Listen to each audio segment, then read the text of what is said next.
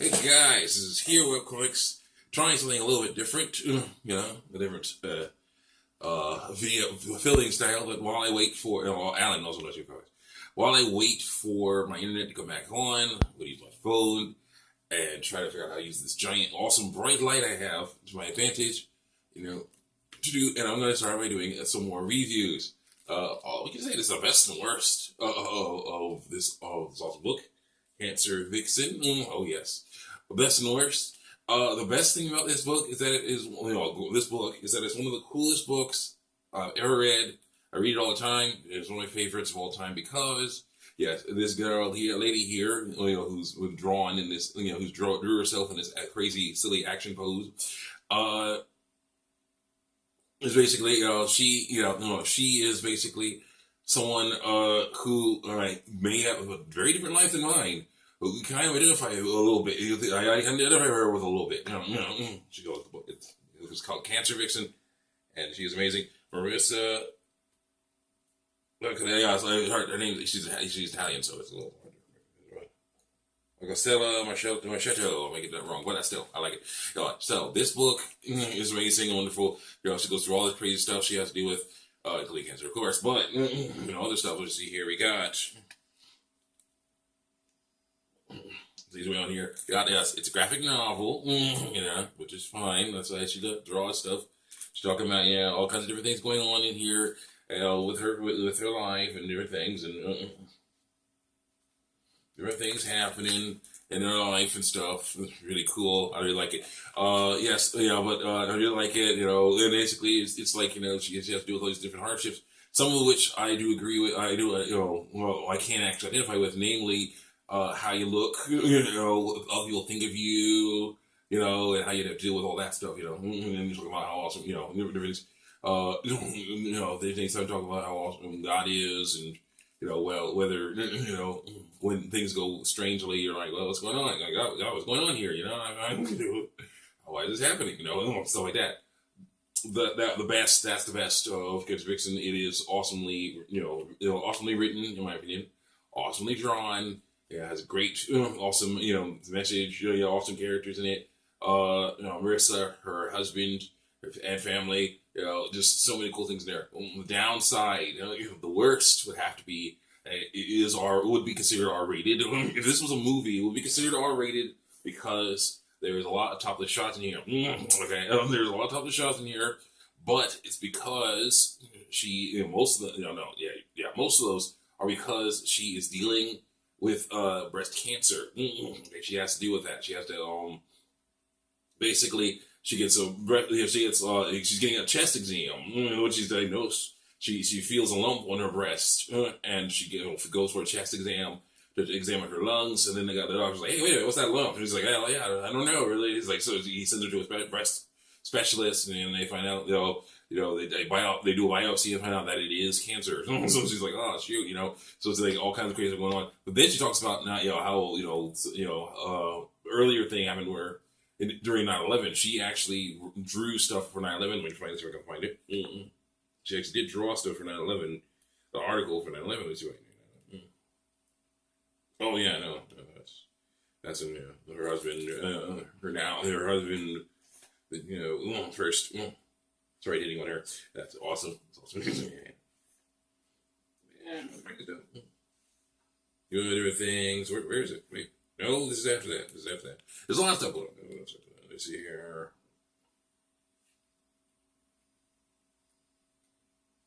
Come on. Oh, yeah. This is before. Yeah. Okay, here we go. Find it. Almost got it. Hey, now, she drew this, put this in Talk Magazine. This is what she put in Talk Magazine. Right here, I gotta get it in the light. She put this in Talk Magazine about 9/11, different things going on there. Because she is a reporter. Marissa is a reporter. But she writes and draws the stories in comic strip form. They call it reportage. And that's one of the first things that she talks about in here about, because she's like, yeah, I'm, whenever she would talk to someone, she was like, yeah, I'm Marissa, cartoonist for the Times. He's like, you interview you. He's like, you're joking. The kind of guy, like, talking to, like, you're joking. This is so much fun. But yeah, no, but still, there are already, definitely kind of already a couple of shots, but any actual, a couple of shots, a few shower scenes. Well, one she said, she just got diagnosed, so she's sitting in the shower, all sad about it. And then there's like one where she's just getting in the shower, she's just hanging out, getting ready for a day or something like that. There are sexually suggestive material. There's sexually suggestive material in here. But anything, that you see, basically there's some dialogue, yes, but there is also, but any actual scene, where she and her now husband are going at it, usually is like, in there is like, like after her lumpectomy, she was worried that he was going to leave her, but then he heard her car outside. And they start. They heard his car outside, and ran up to hugged him, and he hugged her back, and she's like, "Yeah, let's bring your bag upstairs." And then there's like a curtain or a window shade going in the next panel that says, "Sorry, excuse me, this is a private moment. I will say I've never felt more loved in my life." I'm like, yeah, there's a few of those. There's a few of those, and I'm like. It's a window shade. Hello. Yeah, they didn't have to. She didn't. She could have gone all the way with it, but she didn't. She's definitely keeps it. Tries to keep more chaste. But it's still that it's there. So yeah, I have to tell you about that. It is definitely not as family friendly as some other books, but still. The Squirrel Mother. Let's continue. Anyway, sorry, person who wrote Squirrel Mother, but yeah, it is. So yeah, that's the downside, and there's a few. I don't know if there's any cussing really in it, but there's something different. There are definitely different dialogue and different things because there's some people. Situations where it's like, there's her husband Slavano runs this restaurant, and a lot of silly supermodel girls like to hang out in there.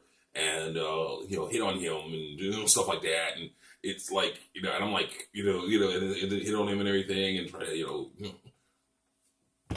try to get get him away from steal him away from her. Oh yeah, and it's really cheesy and stupid. Because I'm like, man, come on. First of all, I wouldn't be a jerk to to someone he cares about because he's a cool guy. Second of all, he owns that restaurant. If you keep messing around like this, he could kick you out and say you can't come back. It is a very popular restaurant. A lot of superstars enjoy going there. So I'm like, yeah, I wouldn't mess with that. But they do, and it's really cheese and really crappy. And then she has to cope with that stuff. These they call it. She calls it the buttless blonde, the buttless blonde brigade. She calls them, everything like that. It's crazy stuff, and that's to me the worst part of the book is just that it is the worst part of the book is that it would be considered R-rated if it was a movie. It would be because of the topless shots and some suggestive material, but sexually suggestive material. But on a personal note, I still like it. Even though, of course, I definitely there's different religions represented in this book. A lot of Catholicism, and some of that is awesome to me because it's like talking about how awesome God and Jesus are.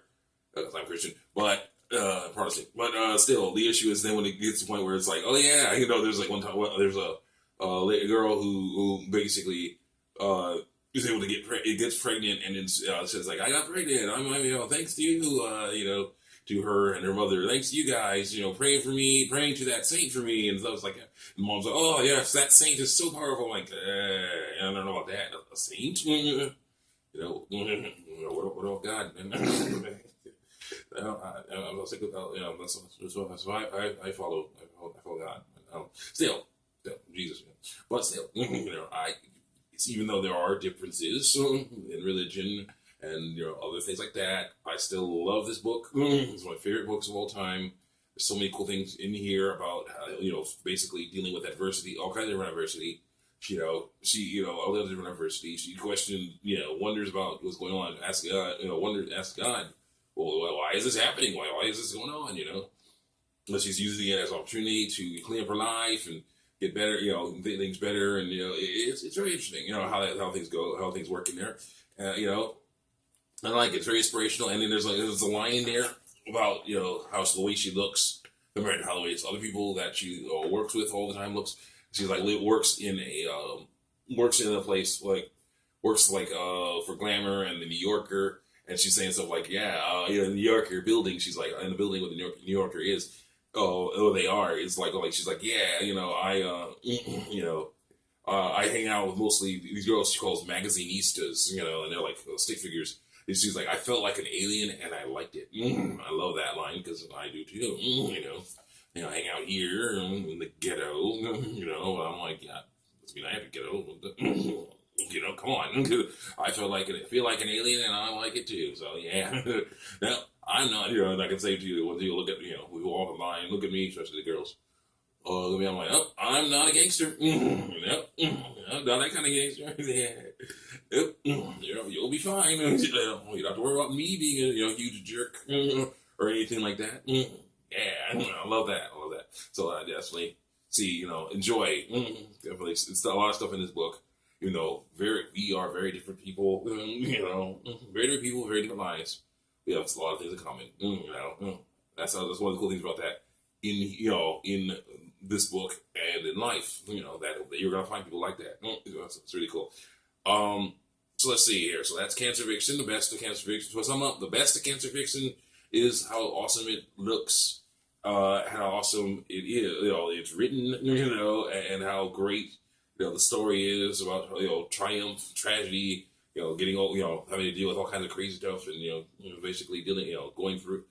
Changing your life because of it, get to make it better, do things, dealing with, how you look compared to other people and having to just let that go and, be the best you can be. It's really awesome. It's really awesome. And basically trusting that everything will turn out just fine, turn out right. It may not look like it will. So that's really cool. The worst is that it will be considered R-rated because of the topless shots. And other sexually suggestive material, things like that. But in comparison to all the best stuff of it, it is still, in my opinion, worth buying. I bought this for a few dollars at a library book sale, but still, and you probably buy it too. But still, it's amazing. It's wonderful. Worth. Way more than that. This is a real bargain. I'm a huge fan. And I gotta find more books from her. This has also made me very interested in seeing other graphic novels. These because this one's so good. So I'm loving that. I'm loving it. So I will see you guys next time on the next episode of Hero Comics Best and the Worst. Check me out on YouTube and DeviantArt. I am putting stuff on YouTube and DeviantArt. I'm putting stuff like this with this phone here, with its data. I can go put stuff on YouTube and DeviantArt wherever I am. With stuff on YouTube and DeviantArt wherever I am, and it'll be great to see. And I'm gonna hook this up. I'm gonna hook this up real nice. Until we get our internet back, we're gonna get it back. Once we pay our debt, our internet debt. Once we do that, we're gonna get our internet back. We'll be back in full swing. Chrono Trigger's gonna come back. All kinds of stuff's going to come back, and new and better stuff's going to come eventually, because, I'm about to buy, I will be buying a PlayStation, PlayStation 2, I'll be buying all kinds of stuff, and a Hog eventually, because, there's certain games I will not be doing again until I get a Hog, because, people are looking, they're looking at them saying that they're not that good, and then I'll look at them, I'm like, yeah, you're right, dang it, but still, this book is amazing, and of course, reading books like these, and, drawing stuff too on DeviantArt, like trying to draw stuff with awesome stuff, getting inspiration from books like these on DeviantArt.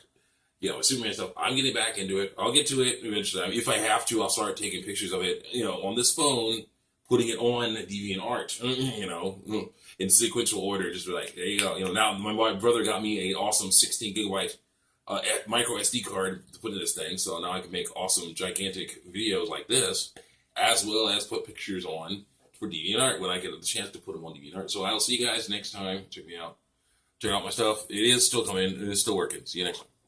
Okay, I gotta also press the button properly.